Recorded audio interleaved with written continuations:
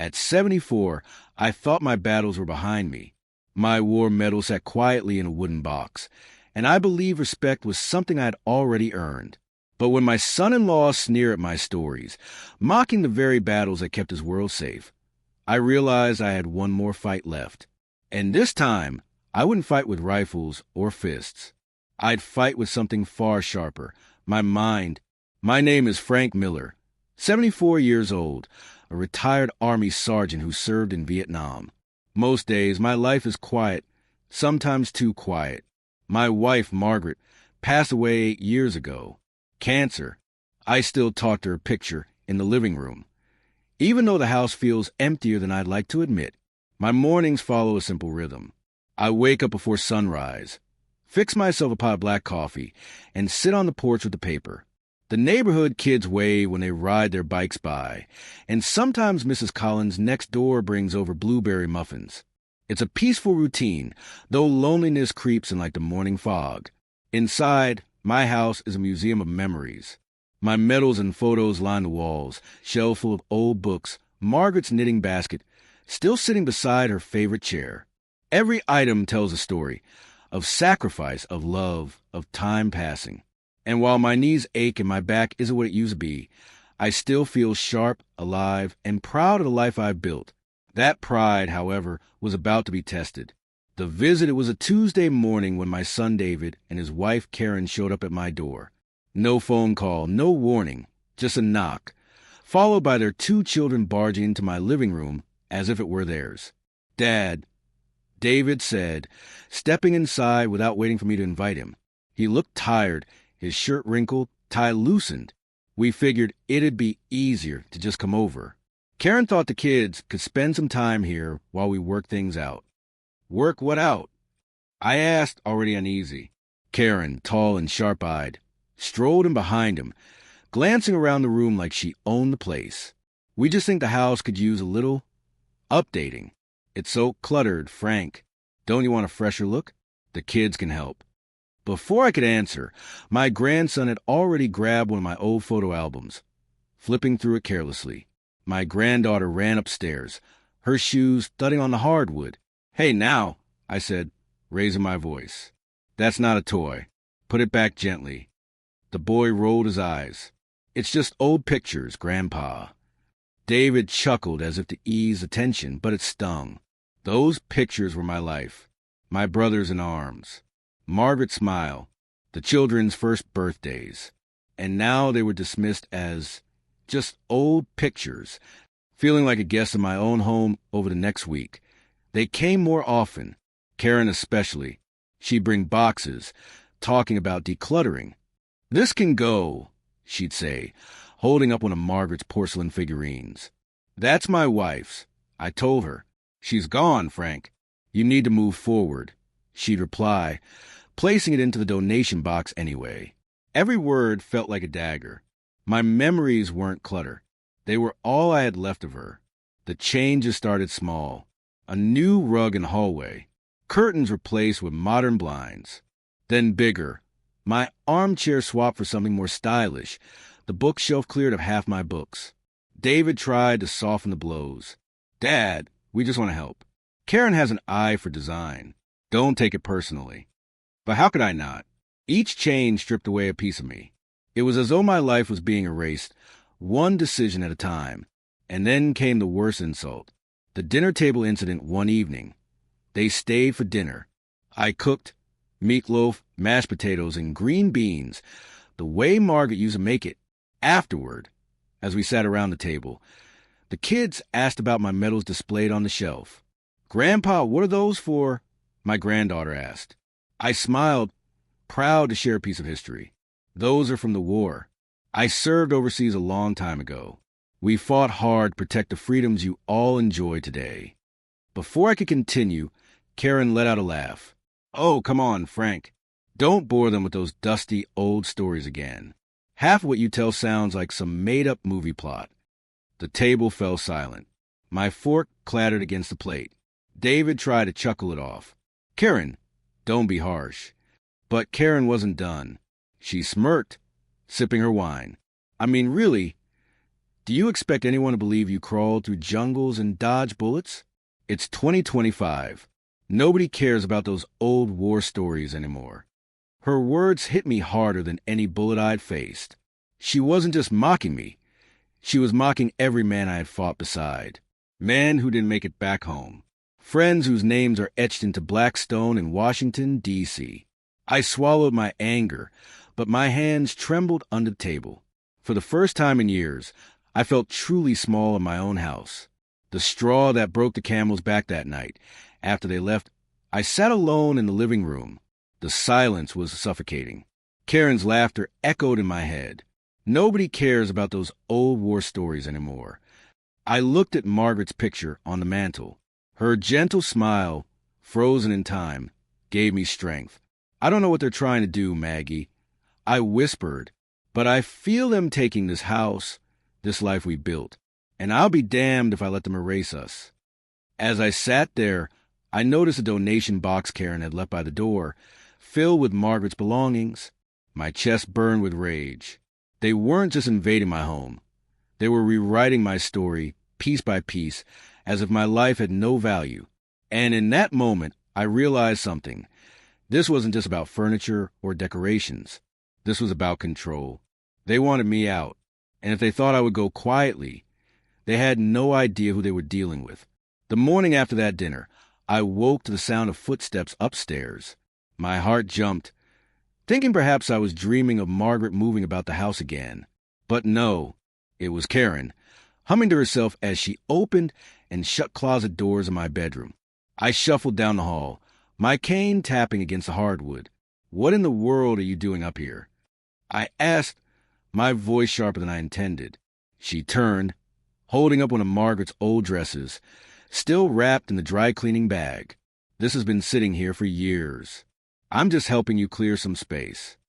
I snatched it from her hands. "That's not yours to touch." Karen raised an eyebrow, unfazed. "Frank, I'm trying to help.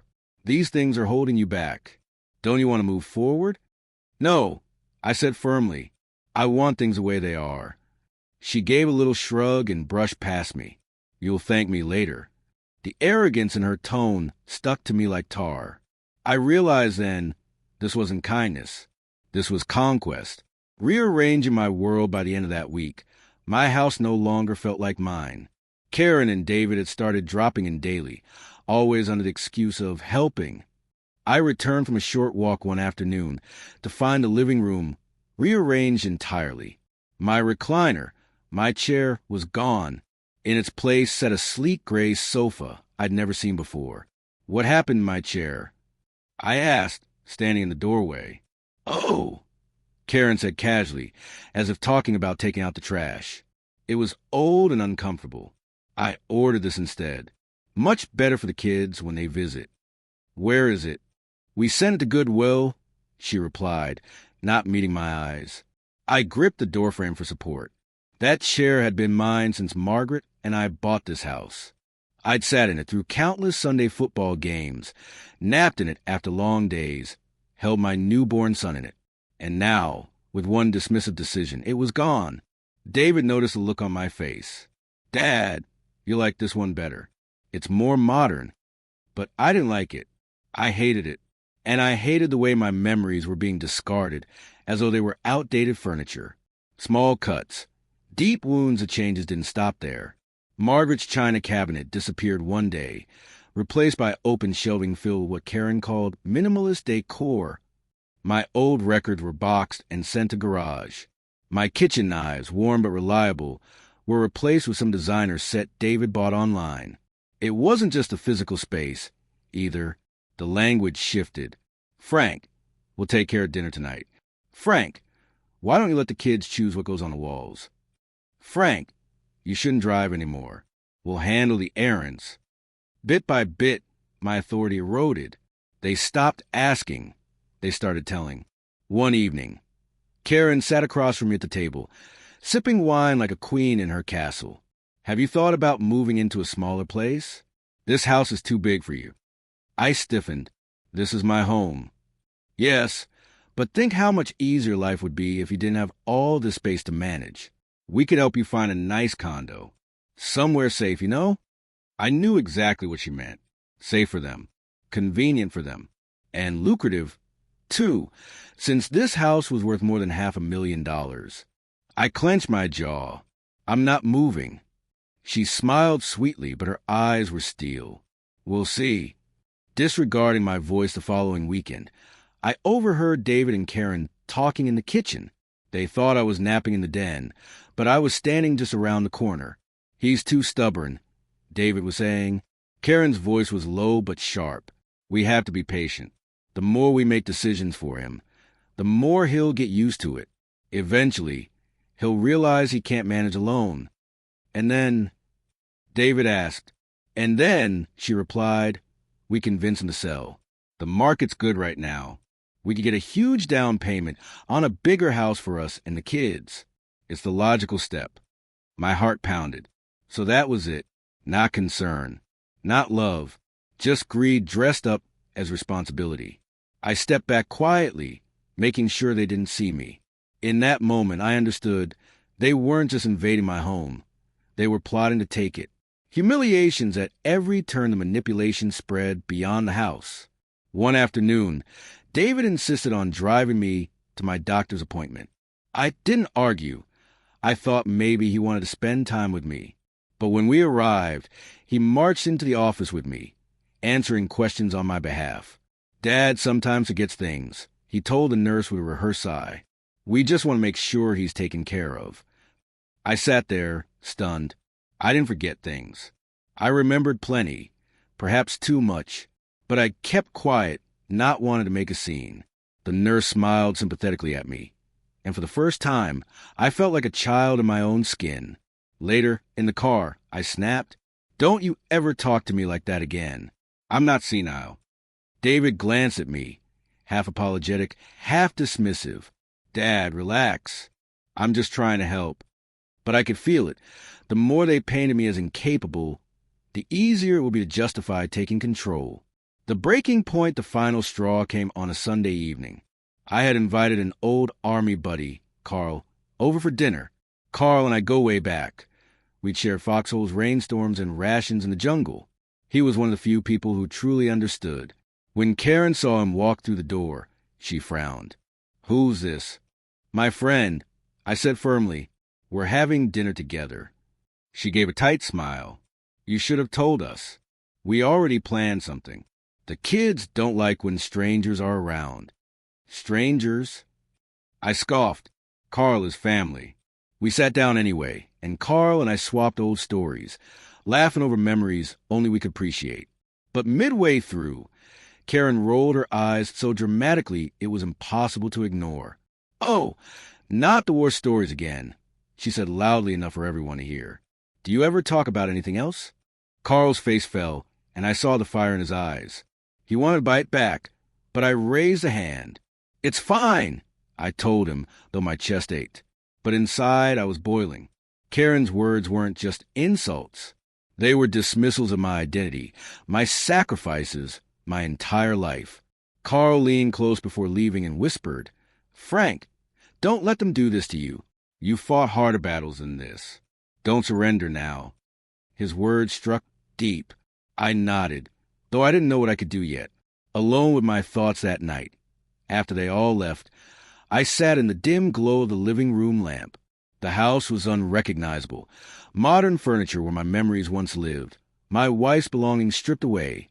My authority undermined. I looked at Margaret's photo. Her kind eyes locked on me. "They're trying to erase us, Maggie." I whispered, piece by piece. But I won't let them. I can't. For weeks, I've been swallowing my anger, trying to keep the peace.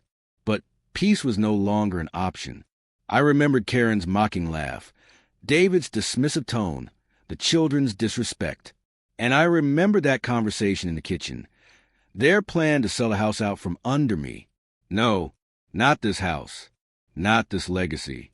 The soldier in me stirred. I had been trained for strategy, patience, and precision. And while I might not be on the battlefield anymore, I still knew how to fight a war. The seeds of revenge the next morning.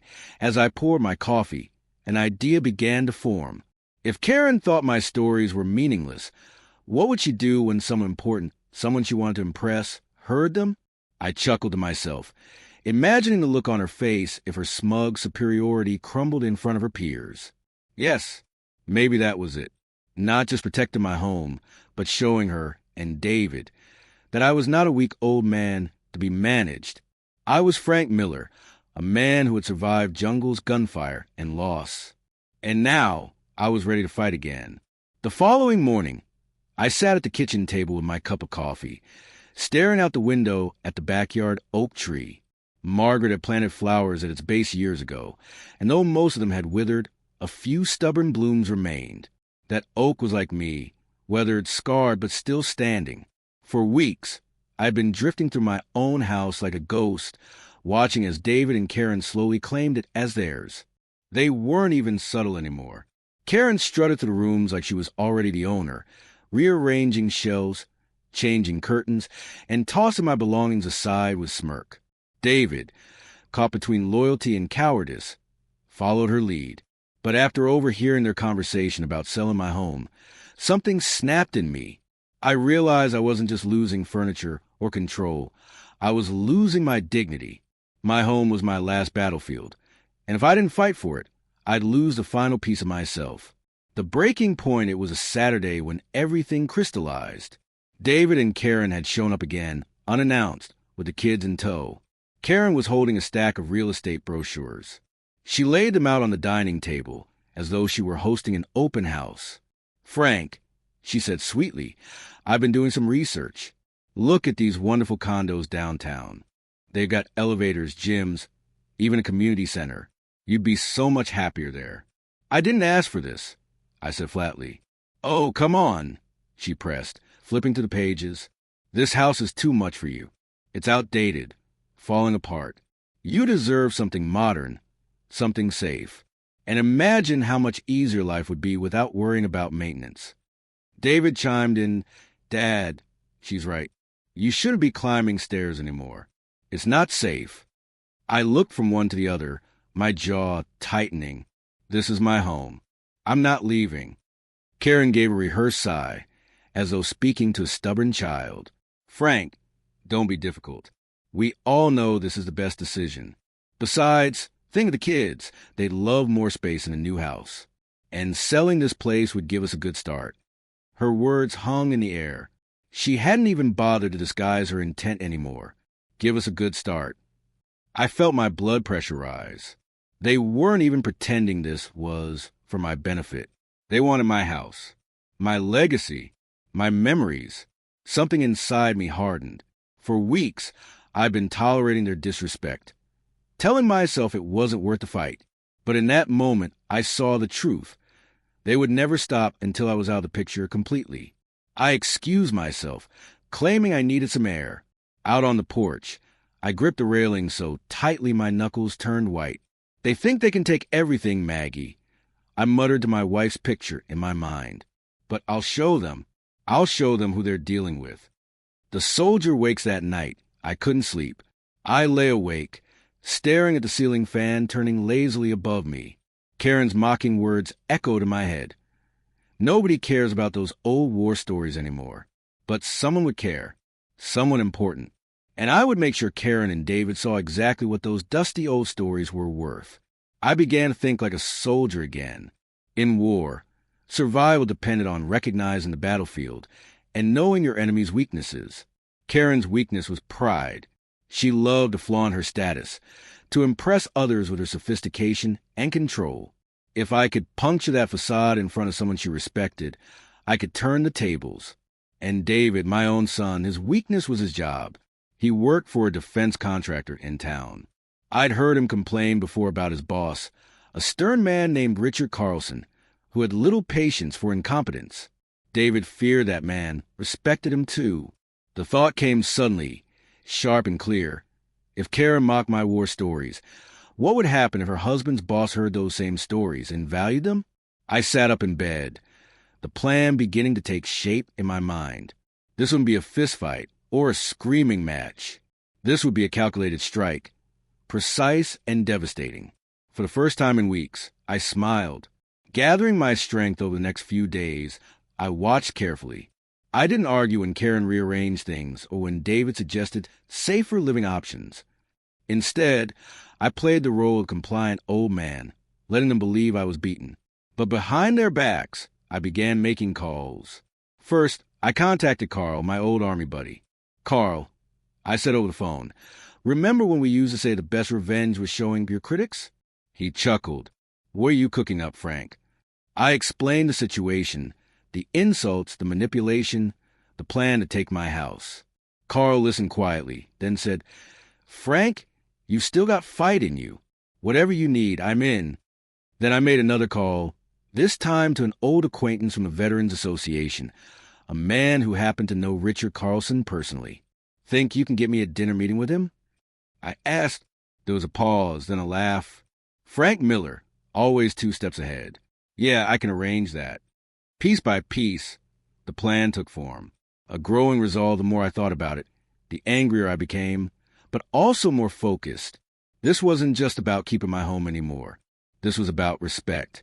Karen had reduced my life's greatest sacrifices to a joke. David had allowed it. Too weak to defend his own father. They wanted me out of the way. Forgotten. But I wasn't done yet. Each morning, I stood taller, walked with more purpose. The aches in my knees felt lighter, as if adrenaline had seeped back into my bones. I wasn't the frail old man they thought I was. I was a soldier sharpening his weapon. One evening, Karen caught me cleaning my medals at the dining table. She smirked, polishing up the past. "Frank, you should really let those go." I looked her dead in the eyes and said, "Some things never lose their shine." She rolled her eyes and walked away, but I didn't miss the flicker of unease in her expression. The turning point the following Sunday, David and Karen returned with the kids. They brought take-out Chinese food and spread across my kitchen counter, like they owned the place. As we ate, Karen launched into her usual routine, suggesting condos and downsizing. But this time, I didn't argue. I nodded, smiled faintly, and said, "You might be right. Maybe I did need to make some changes." Her eyes lit up with satisfaction. "Finally, you're seeing sense." I forced myself to swallow the bile rising in my throat. But before I make any decisions, I've invited a guest for dinner next week. Someone I think you'll both find very interesting. Karen's fork froze midair. "A guest?" "Yes," I said calmly. "David's boss, Richard Carlson." David nearly choked on his noodles. "Dad, what are you talking about?" "I met him through a friend at the Veterans Association. Turns out he's very interested in hearing about my service. Thought it'd be nice to have him over. You'll be here, of course. After all, it's your boss." Karen blinked rapidly, her composure slipping. "Why would you invite him here?" I smiled, sipping my tea. "Because sometimes the past is more important than you think." The table fell silent. I could feel the shift in the air, the unease creeping into their perfect little plans. Alone again, but different that night. After they left, I sat alone in my living room. But I didn't feel defeated anymore. I felt powerful. For the first time since Margaret's passing, I felt like I had a purpose again. I touched the box of medals on the table. "We're not done yet, Maggie," I whispered. "They think they can erase us, but they're about to learn who I really am." In the quiet of that moment, I understood something important. This wasn't just revenge. It was justice. It was reclaiming the dignity that had been stripped from me by arrogance and greed. And when the dinner came, I would make sure Karen's laughter turned into silence, and David's boss would see exactly what kind of man his employee really was. The week after I told David and Karen about the dinner, the atmosphere in my house shifted. Karen's smug confidence faltered. She still came around, still rearranged little things here and there, but there was a stiffness in her movements now. She asked too many questions about the dinner, trying to sound casual. "So, what exactly did you and Richard talk about?" she asked one morning while rearranging the fruit bowl on my counter. "Oh, nothing much," I said with a shrug. "We just shared a few laughs." He seemed fascinated by my time in Vietnam. Her hand froze midair. I could see the irritation flash in her eyes before she masked it with a brittle smile. I'm sure he was just being polite. "Maybe," I said, sipping my coffee. But he asked plenty of questions. Seemed very interested in discipline, teamwork, and loyalty. The word lingered like smoke in a room, and I noticed her jaw tighten. She didn't like that. Not one bit.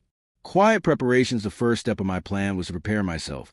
Not just my stories, but my presence. I pulled out my old uniforms from storage, carefully pressing the jacket that still carried my medals. They hadn't been touched in years, but I wanted them ready. Each medal wasn't just metal. It was a story, a scar, a piece of history that I bled for. Next, I went through my photo albums. Pictures of me and my unit in the jungle, grainy shots of helicopters landing, young men with hard eyes and weary smiles. I set aside a handful that showed leadership, courage, brotherhood, the things that Richard Carlson, a defense contractor executive, would understand. Then I cleaned my house, not the modern way Karen liked, with cold minimalism and empty spaces, but my way.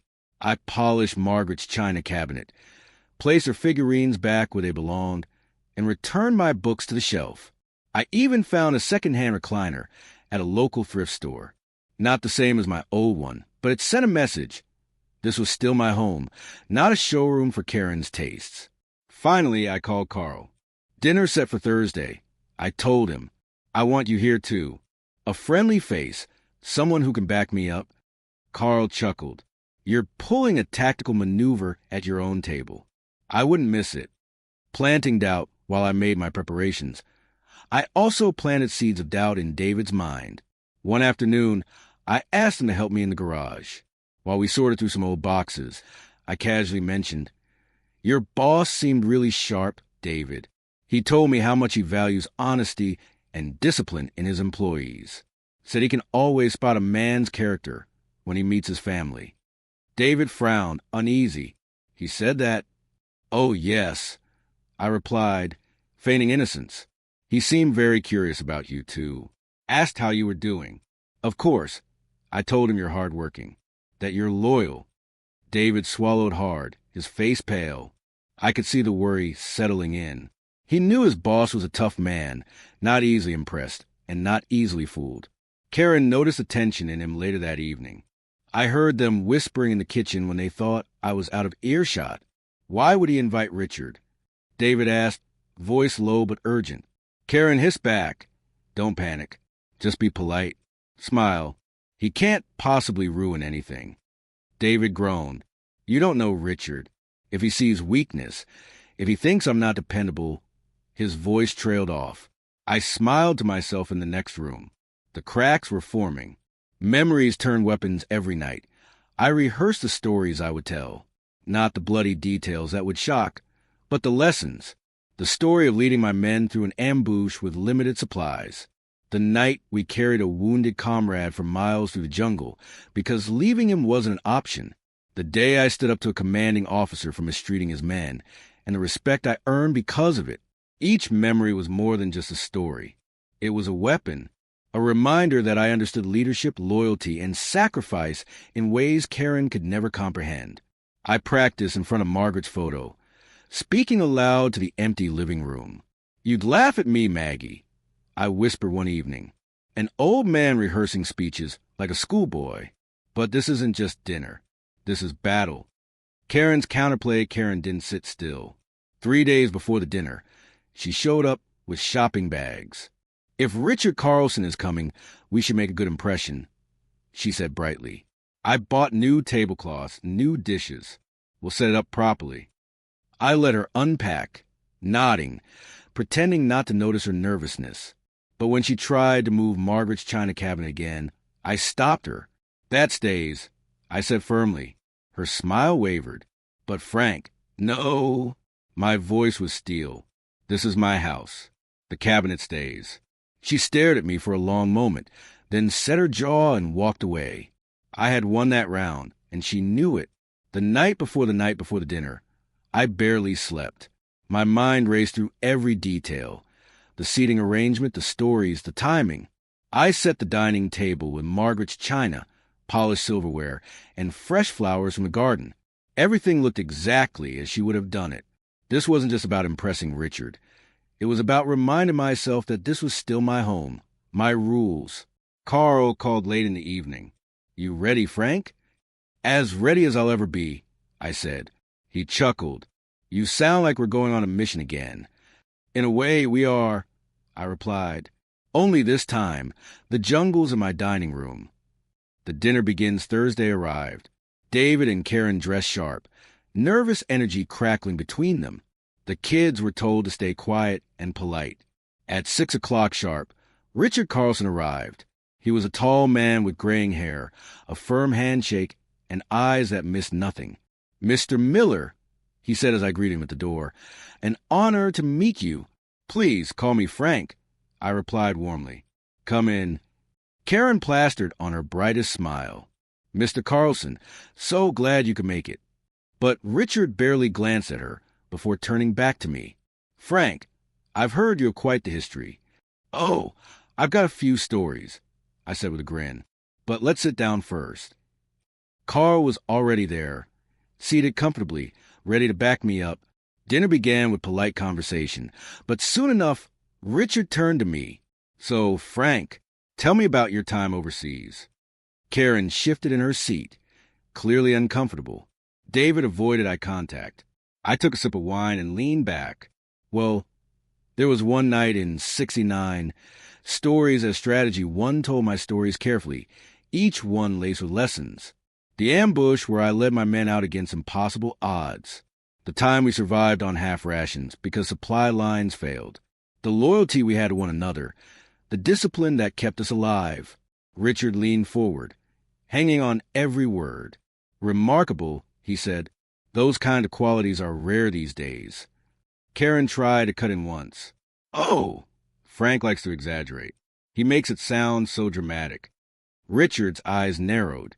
I doubt a man earns medals by exaggerating. The silence that followed was heavy. Karen's face flushed, and David shifted uncomfortably. I hid a smile behind my glass. Carl chimed in, confirming my stories, adding details only a fellow veteran would know. Richard seemed even more impressed. At one point, Richard turned to David. You never mentioned your father's service, David. David stammered. Well, I guess it never came up. Richard raised an eyebrow. Seems like something to be proud of. Discipline, sacrifice, leadership. Those are qualities I value in my company. David's face went pale. Karen looked like she'd swallowed a lemon. The trap tightened as dessert was served. Richard looked directly at me. Frank, men like you built the foundation we stand on today. It's men like your son who should be carrying that forward. Wouldn't you agree? I let the silence hang for a moment before replying. I'd like to believe so. But loyalty has to be earned, not assumed. Richard nodded slowly. Wise words. The message was clear. In one evening, I had turned Karen's mockery into Richard's admiration, and in front of her own husband's boss, no less. The cracks widened. I saw the panic in Karen's eyes, the shame in David's. They had underestimated me. They thought I was just an old man with dusty stories. But now, those same stories have become my greatest weapon. After Richard Carlson left my home that night, the silence in the room was deafening. The kids had already gone upstairs, leaving only me, David, and Karen at the table. Karen sat stiffly, her wine glass untouched, her forced smile long gone. David stared at his hands, clearly rattled. Well, I said cheerfully, breaking the tension, that was a fine evening, don't you think? Karen's eyes flashed. What was the meaning of that, Frank? Inviting David's boss here, parading those stories like you're some kind of hero, because I interrupted sharply, my voice low but firm. And don't you forget it. She froze. For once, she had no snappy comeback. David muttered something about needing to get the kids ready for bed. They gathered their things and left soon after, Karen refusing to meet my eyes. As the door shut behind them, I leaned against the wall, a slow smile spreading across my face. The first strike had landed. They were shaken. And the beauty of it? They still had no idea just how much deeper my plan went. Reclaiming my space the next morning, I started small. I took back my house piece by piece. The donation boxes Karen had filled with Margaret's things, I pulled them out of the garage and returned every item to its place. Her figurines went back into the china cabinet. Her blanket draped across the recliner. Her framed embroidery hung on the wall. When David stopped by later that day, his eyebrows shot up. "Dad, didn't Karen already pack all this up?" "Yes," I said simply, adjusting the blanket. "But it wasn't hers to pack. It wasn't even yours. This is my home. My rules." He shifted uncomfortably. "You know Karen only wants what's best." "No." I cut in, meeting his eyes. "She wants what's best for herself. Don't confuse the two." He opened his mouth to argue, then closed it again. For the first time in a long while, he looked unsure. That uncertainty was exactly what I wanted. Quiet moves behind the scenes, but reclaiming my space was enough. I needed to secure my future and make sure they couldn't touch it. The following day, I paid a visit to an old friend, Howard Levine, a lawyer I'd known since Margaret and I first bought the house. His office smelled of old books and strong coffee, and he greeted me with a warm handshake. "Frank Miller," he said, smiling. "It's been a long time. What brings you here?" I explained everything. The unannounced visits, the disrespect, the attempts to push me out. Howard listened carefully, his face darkening with each detail. "They're trying to control you," he said finally. "Wouldn't be the first family I've seen do this. What do you want to do about it?" "I want to make sure they can't take this house," I said firmly. "Not now. Not ever." Howard nodded. "That can be arranged. We'll update your will, set up a trust, and if you want, I can draft papers that give you sole authority. No one else can make decisions about your property without your explicit consent." I leaned back in the chair, relief flooding me. "Do it." As he scribbled notes, I felt a weight lift from my chest. For weeks, I'd felt cornered. Now, finally, I had the legal weapons to defend myself. Setting the stage over the next few days, I began making preparations not just legally, but socially. I accepted Richard Carlson's invitation to lunch at his office. Over sandwiches and coffee, he asked more about my service. He listened intently, asked sharp questions, and by the end of the meal, he shook my hand firmly. "You know, Frank," he said, "men like you are rare. I can see where David gets his potential from. I expect the same loyalty and discipline from him that you've shown in your life." I smiled. "I'm sure you'll get it." It was a masterstroke. David's boss now had a new lens through which to view him, through me, and every time Karen dismissed me, every time David stayed silent, that image would falter. A subtle shift in power the next Sunday, when David and Karen came for dinner. The dynamic had shifted. Karen walked in, scanning the room, and froze when she saw Margaret's things restored. I thought we agreed. We didn't agree on anything. I said evenly, "This is my home. You're guests here. Don't forget it." She bristled but said nothing. David avoided eye contact, still rattled by Richard's comments. As we ate, I casually mentioned, "I had lunch with Richard this week." Karen stiffened. "You what?" "Oh, yes," I said, savoring the moment. We had a good talk. He asked a lot about leadership, discipline, family values. I told him I raised my son to understand those things. David flushed red. Karen's fork clattered onto her plate. The silence that followed was golden. They were trapped. I had turned their strongest weapon, their attempts to make me look weak, into a liability that threatened David's career. Preparing the final blow, but I wasn't done yet. Howard had finished drafting papers. My house was now secured in a trust with strict conditions. David and Karen couldn't sell it, touch it, or manipulate it. Not without my approval. And when I passed, the house wouldn't go to them. It would go to a charity Margaret and I had supported for years. That decision gave me a peace I hadn't felt in ages. My home, my legacy, my wife's memory, it was safe. Now, all that remained was to reveal it at the right moment. A testable Karen, sensing her influence slipping, doubled down. One afternoon, she stormed in with more brochures. "Frank, we need to revisit the idea of downsizing. This house is too much for you." I didn't raise my voice. Instead, I slid a folder across the table toward her. "What's this?" she asked, frowning. "Legal documents." I said calmly, "This house is now protected. You can't sell it. You can't move me out, And when I'm gone, it won't belong to you or David. So stop wasting your breath. Her face drained of color. You can't do that. I just did. David walked in midway through the conversation, confusion on his face. What's going on? Your father, Karen snapped, just locked us out of any future here. I looked at my son. No, David. I protected what's mine. You have your life. This is mine. He stood there, torn, his eyes flicking between us. For once, he didn't rush to defend Karen. The satisfaction of action that night, as I sat in my reclaimed recliner, I felt a deep satisfaction settle in my bones. For weeks, I'd been treated like a relic, a burden, a man fading into irrelevance. But now I had proven otherwise. I wasn't just surviving, I was winning. Margaret's photo sat on the mantel, her gentle smile watching over me. I raised my glass of bourbon toward her. We did it, Maggie. They thought they could erase us. But we're still here, stronger than ever. The days after I revealed the trust were strangely quiet. Too quiet.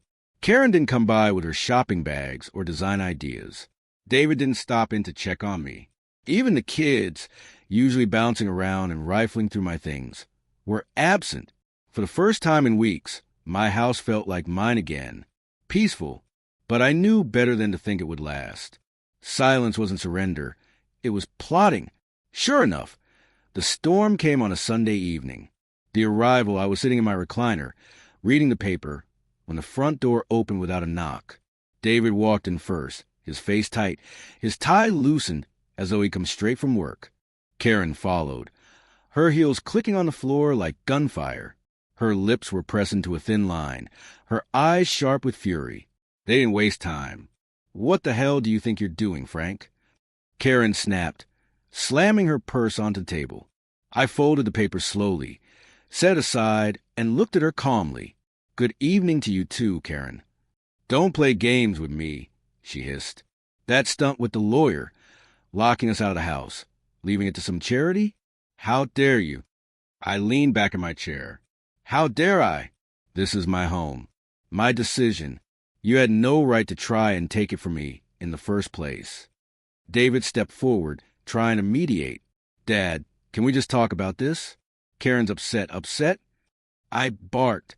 Your wife tried to erase every memory of your mother from this house. She mocked my service, belittled me, and plotted to shove me into some condo, so you two could cash in on this place. And you let her. David's face flushed red. He opened his mouth, then closed it again. For once, he had no defense. The accusations Karen crossed her arms, her voice rising. You're twisting everything. We were trying to help you. This house is too big for one old man. You can't even manage the stairs. We wanted you safe. I stood, my voice sharp. No, you want to control. Don't dress it up as concern. You never cared about my safety. You cared about the money. Her face hardened. So what if we did? You don't need all this space. You don't need this house. We have a family to think about, a future. And you're sitting here clinging to dusty memories like a selfish child. Her words hit like a slap, but instead of wounding me, they fuel my fire. Dusty memories? I thundered. Those dusty memories of my life. My wife, my brothers who died in the jungle. The sacrifices that let you live your cushy little life. And you dare to call them worthless? The room shook with my voice, and for the first time, I saw Karen falter. David's breaking point. David finally spoke, his voice strained. Dad, please. You're making this harder than it needs to be. Karen's right. The house is too much. You could have asked us for help instead of shutting us out. I turned on him, my disappointment heavy. Help? You call throwing away your mother's belongings help? You call letting your wife laugh at my service help? You've stood by while she disrespected everything I am, everything this house stands for. That's not help, David. That's betrayal. His shoulders slumped, and I saw the conflict in his eyes. But Karen wasn't done. The ultimatum. You think you've won, don't you? She spat. You think that little trust will protect you? But what happens when you can't take care of yourself anymore? Frank? HM? Who's going to change your sheets, cook your meals, drive you to appointments? Charity? Your dead war buddies? I stepped closer, my voice low but steady. I'd rather die on my feet than live under your thumb. Karen's eyes widened at the steel in my tone. You're insane. No, I said, locking eyes with her. I'm free, and that's something you'll never understand. The final blow just then, there was a knock at the door. I opened it to find Richard Carlson himself. Richard, I said warmly, didn't expect you tonight. He smiled faintly. I was in the neighborhood, thought I'd drop by, hope it's not a bad time. Behind me, Karen paled. David stiffened. Not at all, I said, ushering him in. We were just having a family discussion. Richard's sharp eyes scanned the room, lingering on David and Karen's tense faces. Ah, I see. Karen quickly tried to recover, plastering on a smile. Mr. Carlson, what a surprise. We were just talking about how wonderful your dinner here was last week. But Richard ignored her. He turned to me. Frank, I've been thinking a lot about what you said the other night. Leadership, loyalty, sacrifice. I see now where David gets his potential. It's impressive. David swallowed hard. Karen looked like she wanted the floor to open and swallow her whole. I smiled faintly. Thank you, Richard. That means a lot. Richard clapped me on the shoulder. You got a good man for a son. But I'll tell you this. If he's going to succeed, he needs to remember where he comes from and who he represents. The words hung heavy in the air. Richard said his goodbyes shortly after, but the damage was done. The explosion, as soon as the door closed, Karen whirled on me. You planned this. You invited him here just to humiliate us. I met her glare calmly. No, Karen. I invited him here to remind you both of something you forgot. Respect. David ran a hand through his hair, his voice breaking. Karen, enough. He's right. We cross a line. She spun on him, her eyes blazing. Are you taking his side now? David's voice rose for the first time. He's my father, and you've been treating him like garbage. I should have stopped you, but I didn't. That's on me. Karen gaped at him, betrayed. David, no, he said firmly. This ends now. My stand, I looked at them both, my voice steady. I won't be pushed out of my home. I won't be mocked, dismissed, or treated like a burden. This house is mine until the day I die. And when I'm gone, it will go to the people who actually honor what it stands for, not to you. Karen's face twisted with fury. You'll regret this, Frank. One day, you'll need us. And when that day comes, don't expect us to be here. I stepped closer, my eyes locked on hers. If the price of your help is my dignity, then I'll take care of myself. The silence stretched, thick with tension. Finally, Karen grabbed her purse, stormed toward the door, and slammed it shut behind her. David lingered. Shame etched across his face. Dad, I'm sorry. I softened slightly, though my disappointment remained. You let her control you, David. You forgot who you are. But maybe now you'll remember. He nodded weakly, then left without another word. Alone, but strong when the house was finally quiet again, I sank back into my recliner. My chest heaved, my pulse still racing from the confrontation. But beneath the exhaustion was a steady, burning pride. I had faced them down, stood my ground, protected my home, my wife's memory, and my dignity. Margaret's picture seemed to smile at me from the mantel. We did it, Maggie. I whispered, they'll never take this from us. The night after the confrontation, my house was silent again. No footsteps stomping upstairs. No drawers being opened without permission. No sharp voice telling me what I needed to do. For the first time in months, the silence was mine. Peaceful, steady, like the calm after a long, drawn-out storm. I sat in my recliner, sipping bourbon, the crackle of the fireplace filling the air. Margaret's picture sat on the mantel, her gentle smile looking down at me. We held our ground, Maggie. I whispered, they won't take this from us. Not ever. It wasn't just about the house anymore. It was about reclaiming my dignity, my independence, my very identity. And I had done it. The aftermath, the days that followed were tense. David didn't stop by. Karen certainly didn't either.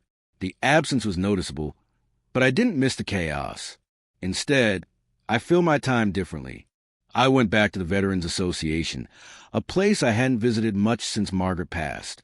The moment I walked through the doors, I was greeted by familiar faces.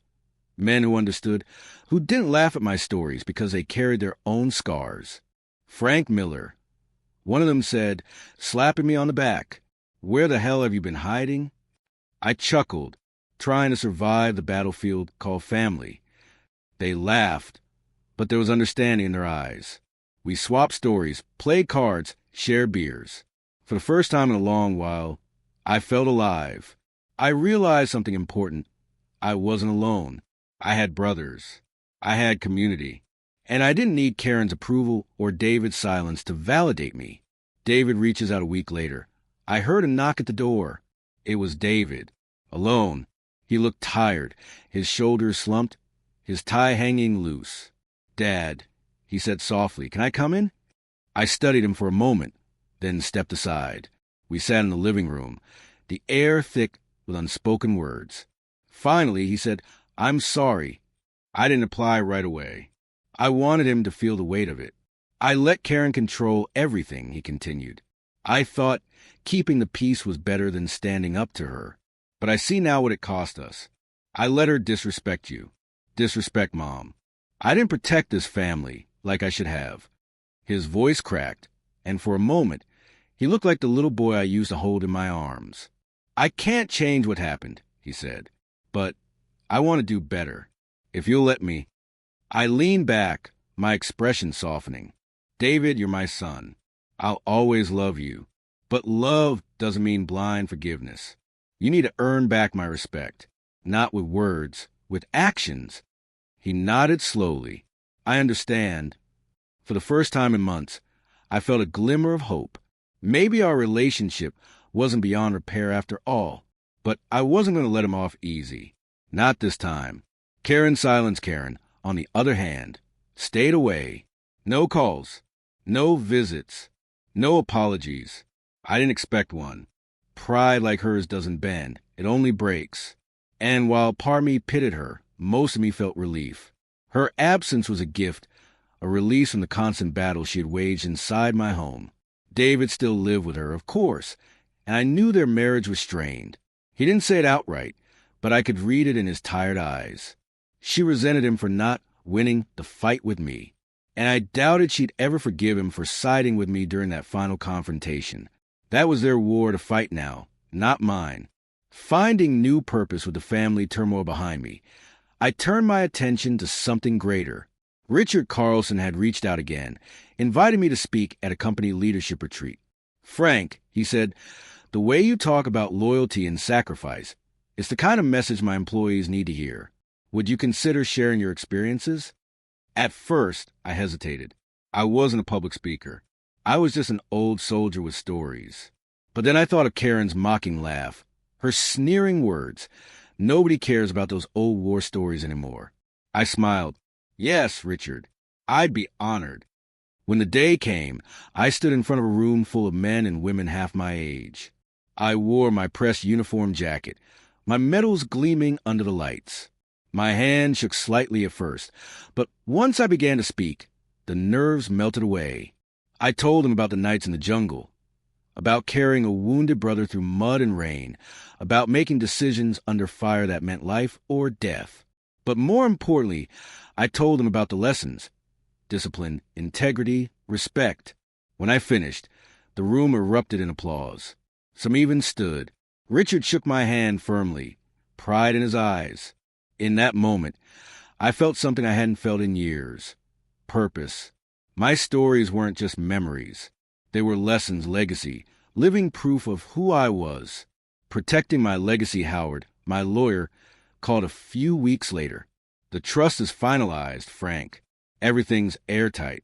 They can't touch your house or assets. And when the time comes, your wishes will be carried out exactly as you want." I thanked him, relief washing over me. My legacy was safe. Not in the hands of those who tried to exploit me, but in the hands of those who would honor it. I updated my will, leaving personal keepsakes to the Veterans Association, to Carl, to the grandchildren if they one day learned respect. But Karen and David, they'd receive nothing beyond the memories of their choices. It wasn't spite. It was justice. A conversation with the kids one afternoon, my granddaughter, Lily, stopped by unexpectedly. She was only 13, but there was maturity in her eyes that reminded me of Margaret. "Grandpa," she said shyly, "Mom says you don't want us around anymore. Is that true?" I knelt down to her level, my voice soft. "No, sweetheart, that's not true at all. I'll always want you around. But sometimes grown-ups make mistakes. Sometimes they forget what family is supposed to mean." Her eyes watered. "I don't want you to go away." I hugged her tightly. "I'm not going anywhere, Lily. This house is ours. As long as I'm here, you'll always have a place." She smiled faintly, and in that moment, I knew that while Karen might never change, the next generation still had hope. Peace at last the seasons began to turn. Leaves fell from the old oak in the yard, and the air grew crisp. My days were quiet again, but they were no longer empty. I spent mornings on the porch with my coffee, afternoons at the Veterans Hall, evenings reading in my recliner. Carl visited often, and sometimes we'd sit in silence, two old soldiers who no longer needed words. At night, I'd look at Margaret's picture and feel her presence in the house. Strong, steady, eternal. The battles of my life, on the field and in my home, had left scars, but they had also left me stronger, wiser, unbroken. My final word one evening, I sat at my desk and wrote a letter, not for now but for later when I was gone. "To whoever finds this," I began, "know that this house is more than wood and brick. It is memory. It is sacrifice. It is love. And it will stand as long as those values are remembered. If you laughed at me, if you mocked me, if you tried to take what wasn't yours, then this house will never belong to you. But if you honor it, if you respect it, then you will always have a place here." Signed, Frank Miller, Sergeant, United States Army, retired. I sealed the letter, placed it in the china cabinet Margaret loved so much, and felt a deep peace wash over me. Closure in the end. I didn't just keep my home. I kept myself. I faced betrayal and manipulation, and I won. Not with anger or fists, but with strategy, dignity, and the truth. My son may have failed me for a time, but he was trying to find his way back. My daughter-in-law may have despised me, but her power was gone. And I was free.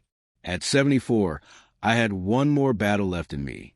And I fought it not just for me, but for Margaret, for the men I lost in the war, and for every old soldier who refuses to be forgotten. I raised my glass one final time to Margaret's photo. We did it, Maggie. We kept our ground. And when the day comes for me to join you, I'll come knowing I never surrendered. The fire crackled softly, the house warm and quiet. I had won. Autumn settled over the neighborhood like a warm blanket. The oak tree in my backyard shed its leaves, each one drifting slowly to the ground, piling up in golden heaps. I spent a few afternoons raking them, taking my time, breathing in the cool air. My knees protested, but I didn't mind. Work like that keeps an old man honest. It had been weeks since the confrontation with David and Karen. The silence that followed wasn't empty. It was liberating. For the first time in months, my home was truly mine again. Every creak of the floorboards, every photograph on the wall, every trinket of Margaret's felt safe.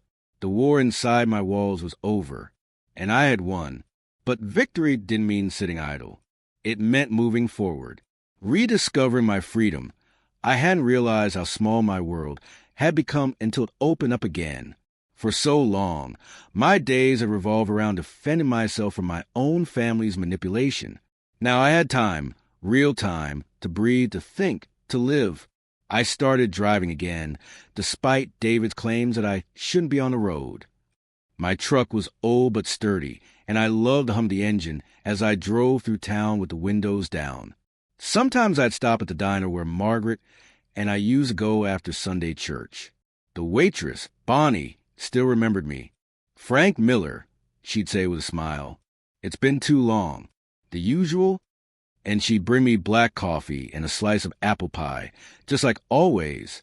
I'd sit there, people watching, listening to chatter, feeling like I was part of the world again instead of a relic hidden away. Veterans Hall.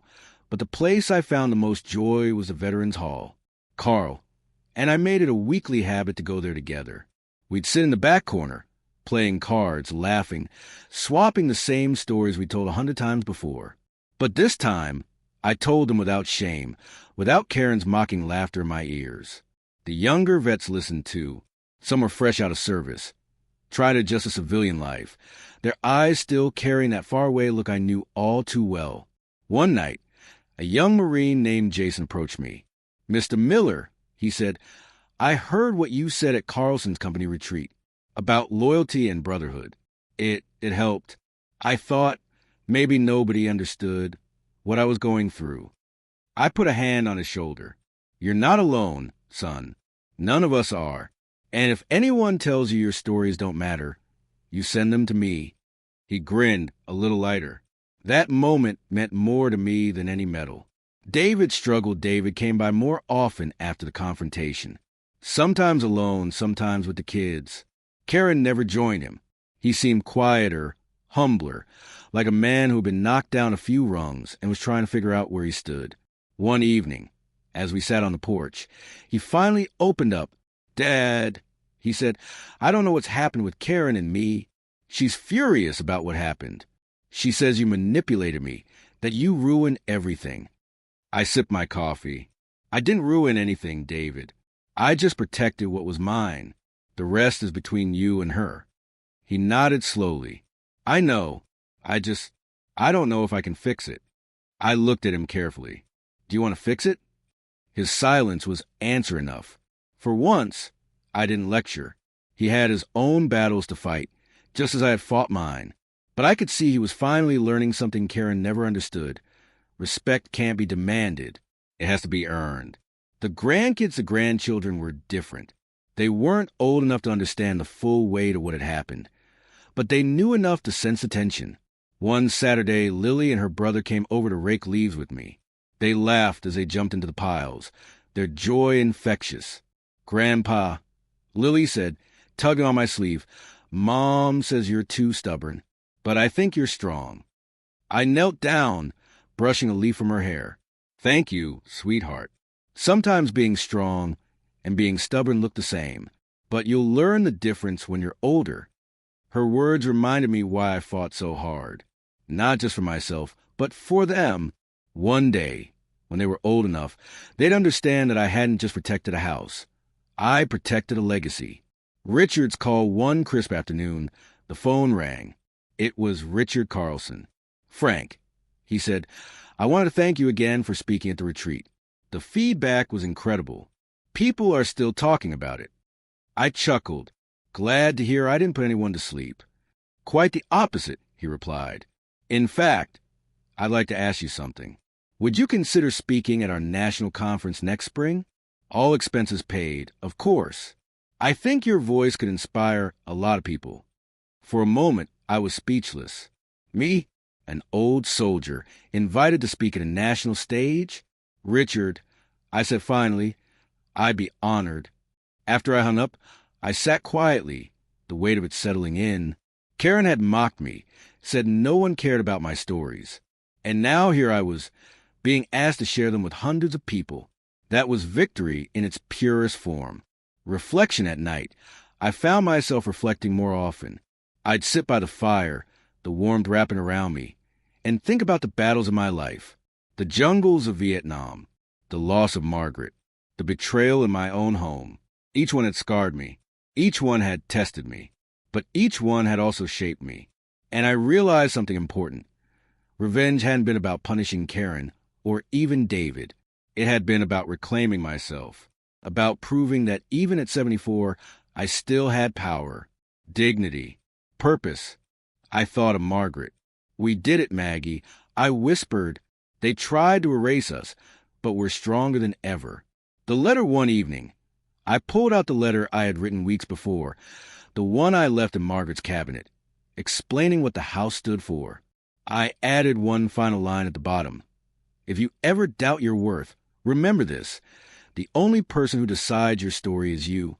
Never surrender it to anyone else. I signed it, folded it carefully, and placed it back in the cabinet. Karen's last visit. It was nearly Christmas when Karen finally appeared again. She didn't knock. She barged in, just like always, but her face was pale, her confidence cracked. She stood in the living room, glaring at me. I hope you're happy, Frank. David and I are barely speaking. The kids are confused. You've torn this family apart. I looked at her steadily. No, Karen, you did that when you tried to take what wasn't yours. Families aren't built on lies and control. They're built on respect. And you never gave any. Her lips trembled, but she pressed them together. For once, she had no comeback. She turned and stormed out, slamming the door behind her. I sat back down, strangely calm. I knew she'd never change. But I didn't need her to, because I'd already won. A new chapter of the new year came quietly, snow dusting the rooftops. I stood at the window, watching neighborhood kids build snowmen, their laughter echoing through the cold air. For the first time in years, I felt excited about the future. I had my home. I had my voice. I had my purpose. And though the battles of my past would always live inside me, I knew I had turned the last page on this war. I poured myself a cup of coffee, stepped onto the porch, and breathed in the crisp morning air. Life was far from over. In fact, it felt like it was just beginning again. Closing words at 74, I had fought my final war. Not with guns or fists, but with resolve, dignity, and strategy. I had been mocked, dismissed, betrayed, but I had turned the tables. And in the end, I wasn't just a man clinging to old stories. I was a survivor, a soldier, a husband, a father, and a grandfather. I raised my cup toward the sky. Here's to you, Maggie. And here's to the battles worth fighting. The sun broke through the clouds, golden light spilling across the snow, and I knew, without a doubt, that I had found peace.